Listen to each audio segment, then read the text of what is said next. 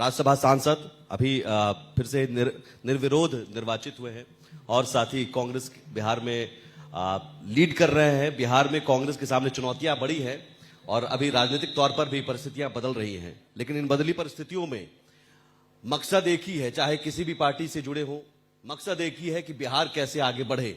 और यही वजह है कि बढ़ता बिहार हमने नाम दिया है। बढ़ता बिहार, हर बिहार का जो इंसान है, बिहार का रहने वाला जो बिहारी है, वो चाहता है। अखिलेश जी, शुरुआत इसी से, आपके बगल पर माइक। बिहार बढ़े या भी चाहते हैं, सब चाहते हैं राजनीति से ऊपर उठकर, क्या उम्मीदों के मुताबिक हम बढ़ पाए हैं? देखिए, सबका अपना अपना आकलन है। आप ही अभी दिखा रहे थे जनसंपर्क विभाग बिहार का, लेकिन मैं यहीं पला बढ़ा बिहार का आदमी हूं। विधानसभा में काम करने का अवसर मिला, लोकसभा में काम करने का अवसर मिला, राज्यसभा में अभी हूं मैं। बिहार पहली पंचवर्षीय योजना, दूसरी पंचवर्षीय योजना, आजादी के बाद का मैं बात कर रहा हूं जी। उस समय का बिहार जितना आगे था, उससे बिहार बहुत पीछे चला गया। उसके भी पीछे चले जाइए तो नालंदा विश्वविद्यालय हुआ करता था इसी बिहार में, जहां से दुनिया भर के छात्र छात्राएं यहां पढ़ने आते थे, शिक्षा लेने जाते थे। आज के बिहार में सबसे ज्यादा अगर किसी एक स्टेट से बाहर जाके छात्र पढ़ रहे हैं तो वो शायद बिहार ही है। एक समय था, मैं जिस महाविद्यालय से पढ़ लिख के निकला, विज्ञान महाविद्यालय, वहीं से मैं फिजिक्स का पढ़ाई किया, और इसको हटा भी दें तो उस कॉलेज में जो भी पढ़ाई करता होगा उसको गौरव था। आज वहाँ शिक्षकों की जो स्थिति है, क्लासरूम्स की जो स्थिति है, वो देख के बुरा लगता है। और इसीलिए यहाँ के ज़्यादा छात्र छात्राएं दिल्ली या बाहर जाके पढ़ाई और शिक्षा ग्रहण कर रहे हैं। उस समय का बिहार जो मैं बात किया, पहली पंचवर्षीय योजना, दूसरी पंचवर्षीय योजना में, ये हम नहीं कह रहे हैं। Bihar was the best administrated state in the country. Sardar Vallabhbhai Patel उस समय गृह मंत्री हुआ करते थे और मुख्यमंत्रियों के सम्मेलन में बुला के, श्री बाबू यहाँ के मुख्यमंत्री हुआ करते थे और उन्होंने ये बात कही थी। और आज उसी बिहार को जंगल राज, क्या क्या हत्याएं, डकैती, चोरी। लेकिन जिस दौर में जंगल राज कहा गया, उस दौर में जो पार्टी किसकी थी? आरजेडी। आज आप बैठा के बात कर रहे हैं ना, आपने तो जंगल राज शब्द का जिक्र किया, बढ़ता बिहार लिखे हैं जी। तो और बात बताएं। हाँ। एग्रीकल्चर में मुझे काम करने का अवसर मिला, कृषि और खाद्य विभाग में, भारत सरकार में मैं मंत्री था। उस समय का एक डेटा याद है मुझे कि उस समय बिहार 27% चीनी पैदा करता था पूरे देश का। आज जो बढ़ता बिहार है, नीतीश कुमार जी मुख्यमंत्री हैं हम लोगों के, उसमें चीनी का उत्पादन 2% से भी नीचे चला गया। तो यही बिहार बढ़ा है। आपने जिस शब्द का जिक्र किया, मैं कह रहा हूं उस शब्द की चर्चा तो उस दौर में हुई जब आरजेडी की सरकार थी, लालू जी की सरकार थी, और आप तो उनके सहयोगी पार्टी हैं। नहीं, वो तो 17 महीने अभी सरकार आरजेडी के साथ भी चली, कांग्रेस भी उसमें शामिल था। मैं उसकी बात ही नहीं कर रहा हूँ। हाँ। सरकार आती रहती हैं, जाती रहती हैं, सरकार आएंगी, सरकार जाएंगी। हाँ। आप चर्चा बिहार पर कर रहे हैं। हाँ बिल्कुल, तो मैं वही क्या समझना चाह रहा हूँ कि क्या बिहार में हम ये देखें कि कांग्रेस की सरकार थी खराब थी, आरजेडी की सरकार थी अच्छी थी, ऐसा हर बच्चा, हाँ। हर जवान, महिलाएं, पुरुष, सब लोग चाहता है कि बिहार बढ़े, लेकिन बिहार को आज भी बीमारू स्टेट की संज्ञा से परिभाषित किया जाता है। और वो केवल एक क्षेत्र शिक्षा में नहीं, स्वास्थ्य में भी वही स्थिति है। जिम्मेदार उद्योग धंधे में भी वही स्थिति थी। एक स्थिति थी, मैं क्यों बात किया कि पहली पंचवर्षीय योजना, दूसरी, आज तो 14वीं 15वीं पंचवर्षीय योजना में हम चल रहे हैं। 75 साल हम लोग मना रहे हैं देश का। तो उसके बाद जैसे जैसे स्थिति बढ़ी, आज जैसे साउदर्न स्टेट्स में डेवलपमेंट हुआ, या अगर उससे भी आगे जाए, जहां दिल्ली आप रहते हैं, दिल्ली के 50 किलोमीटर के पेरिफेरी को अगर आप देखिएगा तो वो एक अलग देश है। बाकी ये अलग देश है। जो डेवलपमेंट हुआ वो तो उसी इलाके में हुआ। ये तो बात आप कह रहे हैं जो हम देख रहे हैं, या कुछ शिकायतों की बात। हम समाधान की ओर चलते हैं तो सबसे पहले जवाबदेही जरूरी है। जवाबदेही, क्या हम ये मान लें कि पंचवर्षीय पहली और दूसरी के बाद जो भी सरकार आई वो सभी सरकारें जिम्मेदार हैं? अगर बिहार आपके मुताबिक नहीं बढ़ रहा है तो सभी सरकारें जिम्मेदार हैं, चाहे वो आरजेडी की रहे, जेडीयू की रहे, बीजेपी की रहे, आप लोग की गठबंधन की सरकार रही है, फिर उस तरह से उतना डेवलपमेंट नहीं हुआ। तो फिर सभी लोग जिम्मेदार हैं। केवल मैं जैसे शुगर का इंडस्ट्री का बात कर दिया, जो पब्लिक सेक्टर में इन्वेस्टमेंट हुआ करता था, वो जो 2 5 ईयर प्लान था, वो फिर बाद में नहीं हुआ। आप चाहे हटिया का कारखाना हो, सिंदरी का कारखाना हो, जो बड़े बड़े उद्योग धंधे, बोकारो में जो स्टील प्लांट स्थापित हुआ, और जिस तरह से पब्लिक सेक्टर इन्वेस्टमेंट बिहार में हुआ करता था, वो प्रायः गौण हो गया। नीतीश जी जब से मुख्यमंत्री हैं, बिहार के स्पेशल स्टेटस की दर्जा की मांग होती है। बिहार को आज तक नहीं मिला। अब तो डबल इंजन की सरकार है। तो ये तो यूपीए गवर्नमेंट में भी नहीं मिला सर। आप भी दे सकते थे। अरे भाई, मैं भी तो यही कह रहा हूं। हाँ, आज तो उनको फिर वापस डबल इंजन की सरकार हो गई ना, मोदी जी के साथ हैं 14 साल से जी। पिछले 10 साल से तो भारतीय जनता पार्टी की सरकार है। तो बात वही होगी सर कि आप एक दूसरे के बॉल, जो एक दूसरे के गेंद पाले में गेंद फेंक रहे हैं कि भाई हमने नहीं दिया, आप दीजिए। अब वो कह रहे हैं आप थे तो आपने क्या किया। ये आपकी अपेक्षा है कि मैं किसी का अभिनंदन करूं यहाँ, हाँ। और वास्तविकता की धरातल से दूर हट के बात करूं। नहीं सर, बिल्कुल। तो जो सही बात है बिहार हाँ। के बारे में, मैं वही बात करूंगा। अगर बीजेपी जिम्मेदार है, अगर मैं ये कहूं कि बीजेपी ने नहीं दिया, 10 साल से डबल इंजन की सरकार है, नहीं दिया, चलिए हम उनको सवाल पूछ रहे हैं, उनकी जवाबदेही तय कर रहे हैं, तो हमें तो ये भी कहना होगा कि साहब हमने भी नहीं दिया, हमारी भी गलती थी, हम भी दे सकते थे। यूपीए गवर्नमेंट 10 साल। मैं उससे कैसे बच सकता हूँ? हाँ, ये तो मैं नहीं कह रहा हूँ। बिल्कुल। लेकिन आप बढ़ता बिहार बात कर रहे हैं जी, तो मैं तो वो बात कहूंगा ना, जो इतिहास में हुआ है, बिल्कुल, उसकी भी याद जरूरी है। अब यही बिहार था जी, जहां 27% चीनी पैदा होता था। नेशनल किटी में 27% चीनी का प्रोडक्शन इसी बिहार से हुआ करता था, जो आज 2% के नीचे चला गया। कोई उद्योगपति चीनी उद्योग से जुड़ा हुआ नहीं है जिसका कारखाना यहाँ नहीं था।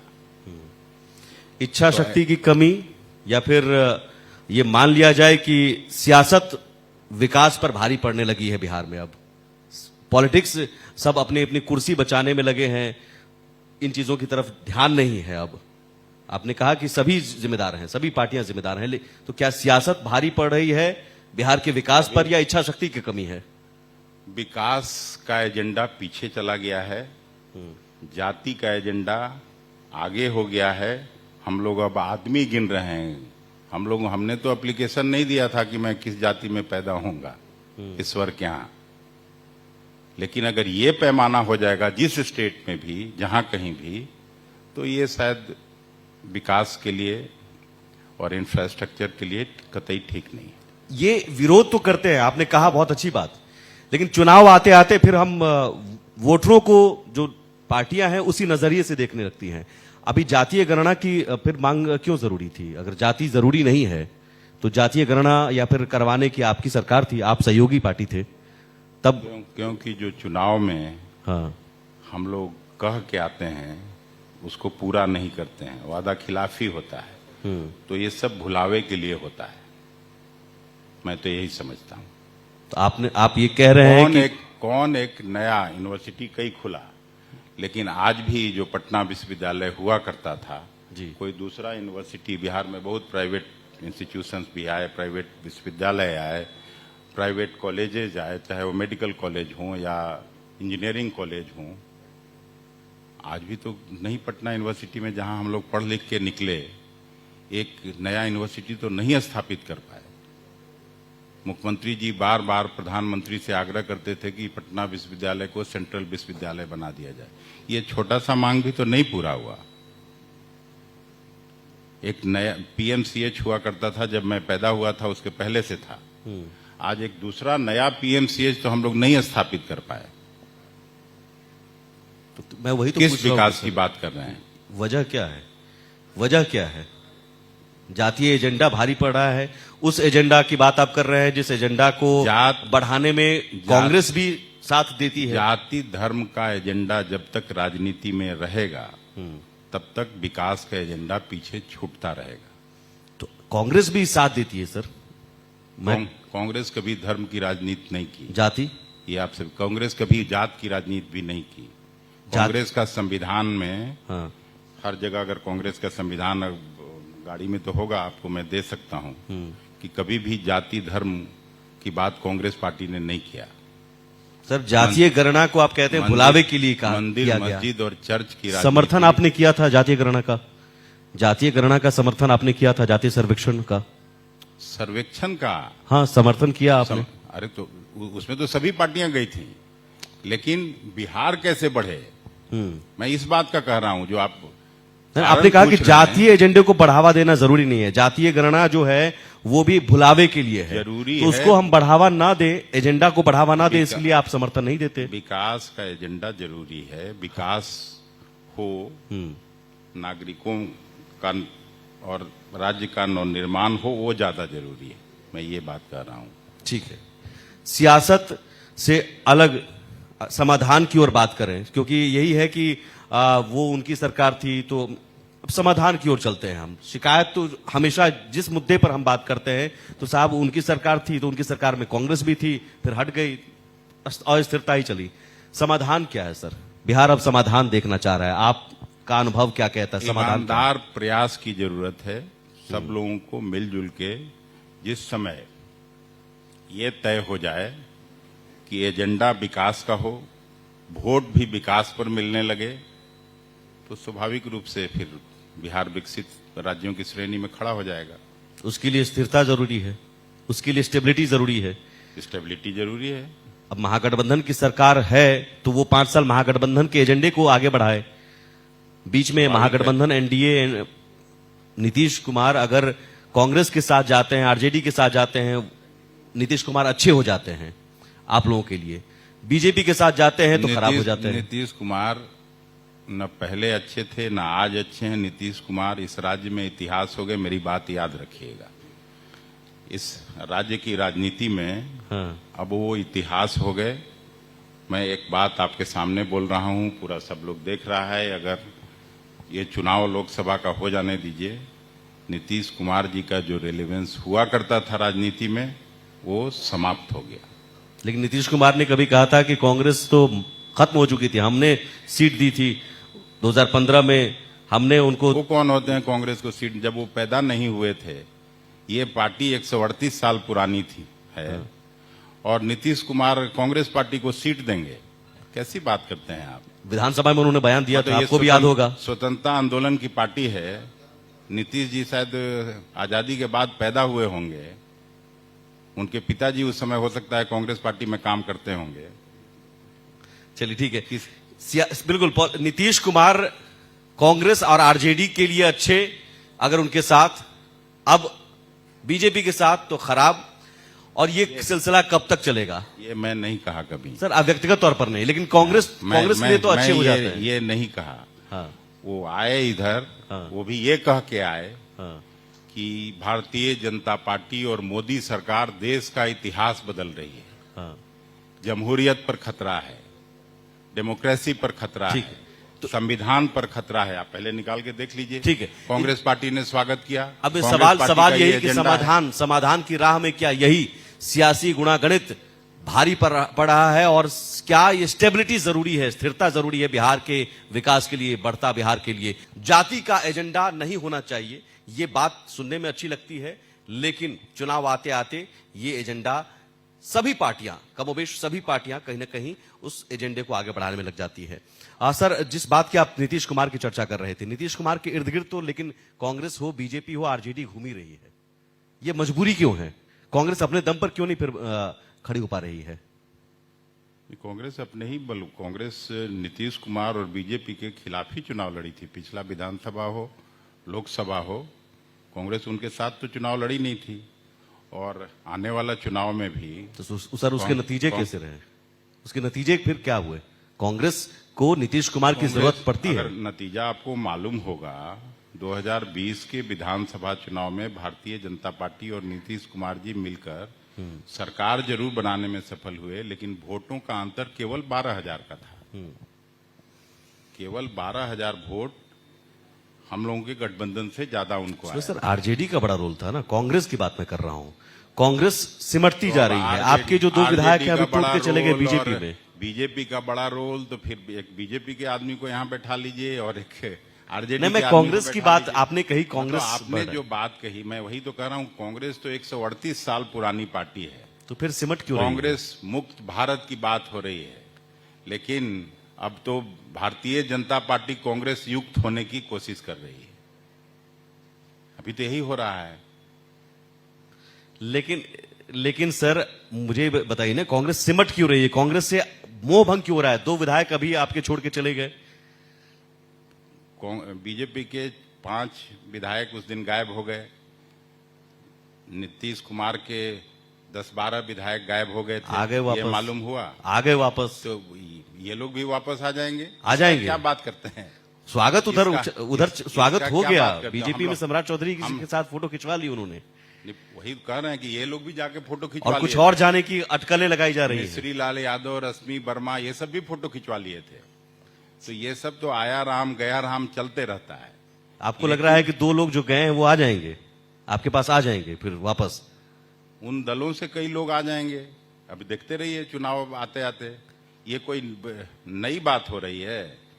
चुनाव के समय में आया राम गया राम होते रहता है। सम्राट जी ने कहा कि कांग्रेस के कई विधायक संपर्क में हैं, सब आना चाह रहे हैं। बीजेपी में टिकट नहीं मिलेगी, वो कांग्रेस के टिकट मांगेंगे, राष्ट्रीय जनता दल का टिकट मांगेंगे। इधर के लोगों को अगर उधर टिकट नहीं मिला तो उधर ताक झांक करेंगे। उधर से आने का सिलसिला बंद है, इधर से जाने का सिलसिला ज्यादा है। फ्लोर टेस्ट के दिन भी 3 चले गए, आज अभी भी 3 चले गए। 1984 में चुनाव हुआ था। भारतीय जनता पार्टी के केवल 2 सांसद चुन के आए थे। ये भी हम लोगों ने देखा है। उस समय लगता था कि देश में केवल और केवल कांग्रेस पार्टी है। तो सर वही तो कह रहा हूं कि 2 से 400 का लक्ष्य वो रख रहे हैं। आप इतने बड़े लक्ष्य से पीछे और सिमटते जा रहे हैं। 100 के अंदर सिमट गए, 58 पर। थोड़ा उम्र कम है जी। आरजेडी लालू जी की सरकार बनी थी, तो उस समय पूरा बीजेपी के कई विधायक आरजेडी में सम्मिलित हो गए थे। तो ये तो सदा से चलते रहा है। तो इसमें सर सदा चलता, बिल्कुल मैं मानता हूं चुनाव के समय चलता है। यही तो घर बचाने की और कांग्रेस की मजबूत ताकत, विरासत आप जो कर रहे हैं, जिसके प्रति मोह भंग नहीं होना चाहिए, बल्कि कांग्रेस की झंडा अगर जिसने उठाया है वो लगातार रहना चाहिए उसके साथ। वही तो मैं बोल रहा हूं, विश्वास मत के दिन सभी बड़ी पार्टियां टूट गई थी।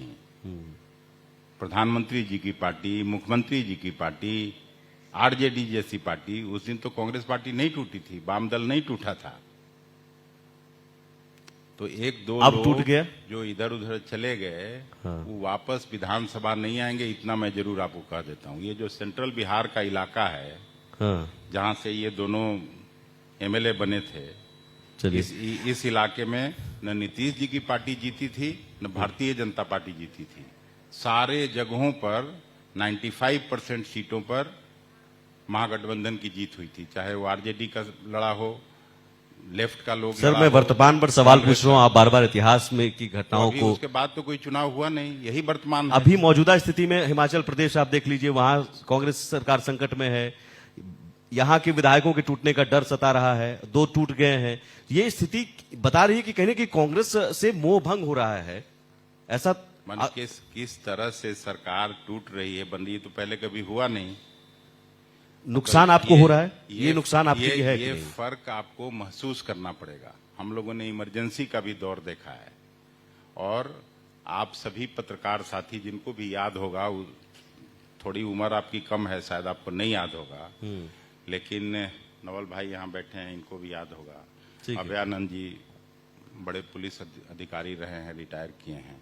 इनको भी याद होगा, इमरजेंसी पर सब लोग गाली देते हैं।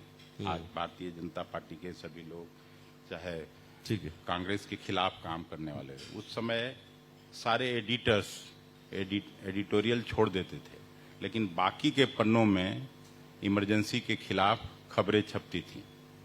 आज क्या दौर है?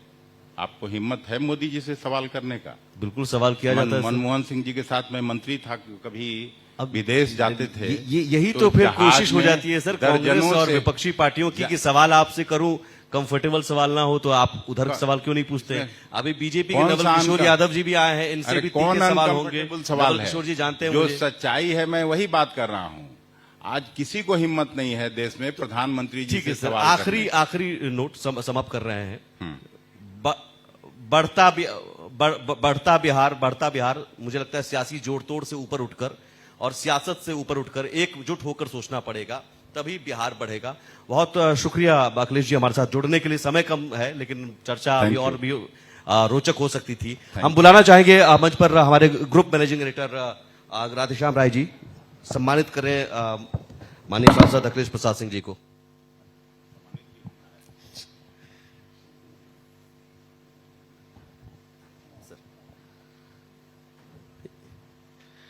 ये भारत एक्सप्रेस परिवार की ओर से छोटी सी भेंट